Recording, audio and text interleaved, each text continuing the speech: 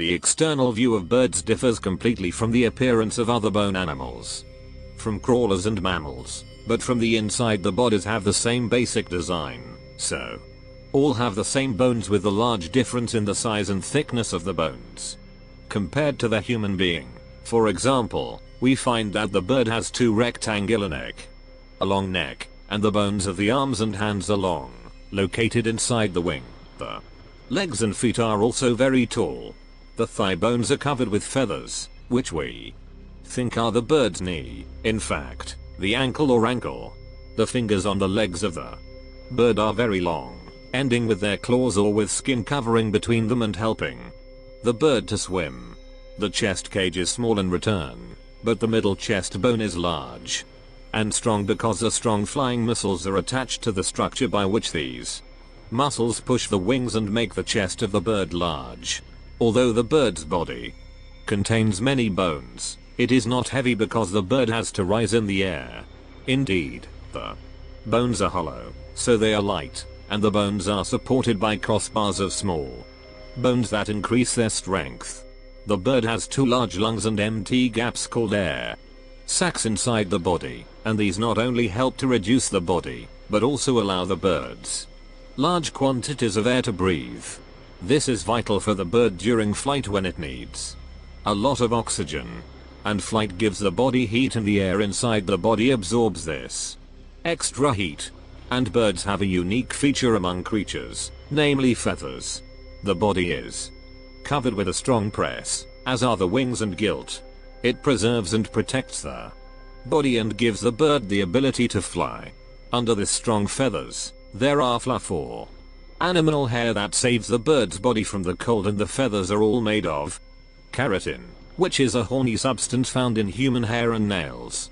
How a bird flies. The bird flies either by messing its wings to move in the air or extending its wings to swim in the air or up, and when the bird messes with its wings it pushes the air downward so it remains high. As it pushes the air backward so it progresses forward, and in order to rise in the air to start flying it jumps from the ground up or jumping from a high place.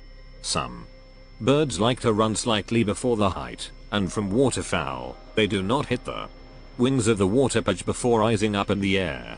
Many birds can remain flying without moving their wings at all, such as albatross remains hovering over waves, or koza, with a fistula and flying fog high in the air. These birds swim in the atmosphere in a steep way to remain a plane, so the wing cuts the air off and the movement of the air above it gives the bird a push to the top and enables them to stay standing, and when the bird meets the high air currents it carries it upwards. And some birds can stop flying and remain motionless in one place in the air. The sparrow fly against the air at the same speed as the air, so it stays in place above its target, and the hummingbird stops really in its place, hitting its small wings back and forth with amazing speed so that it does not move forward, and can also fly to back if need be. Senses of birds. Birds have the same senses that humans have, which are more developed and less is generally.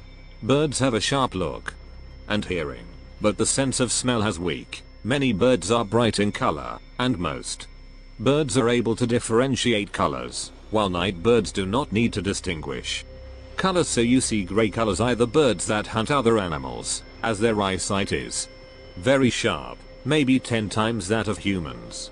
We saw the owls at the front of the head so that he could easily infer his prey, and this prey is usually a herbaceous bird or a bird that lands on the ground, and for this kind of bird's eyes on both sides of the head so that he can look at all sides and see his enemies approaching him. Birds do not have ears like our ears, but they can hear through openings under the feathers behind the eyes. Birds speak together by singing, and they need to be heard vigorously, and owls hunt at night and use their sharp hearing to inform their prey of the faint sounds that occur if they move. Birds have nostrils at the foot of the beak, but they use them to breathe more than they use to smell. Bird classification. There are multiple types of birds in the year, and in order to facilitate understanding of the relationship of these types, one to the other has been classified in two groups according to the composition of their bodies. The same body parts are included in one group, and what is meant by this is the internal structure and not the external appearance, and this means that two types of birds that may appear similar, such as Nereus and Gulmer, a seabird from the Arctic birds, can be classified into two different groups because their internal composition is different and may be associated with flight that differ in appearance to one group because of the similarity of the structure of their bodies. The huge toucan pancake and small tree beak are from one family because each of them has two fingers directed into the front and two fingers back at their feet. There are about 8,600 species of birds, each of which can mate with birds of its kind and breed, but the different varieties do not mate, so they remain unchanged, and similar species belong to the same gender and alliterations similar to the same family and close families make up a group. There are 27 groups of birds. One of these groups includes one species, the ostrich. There are groups that include multiple species, and the group of passive birds contains more types than all other groups.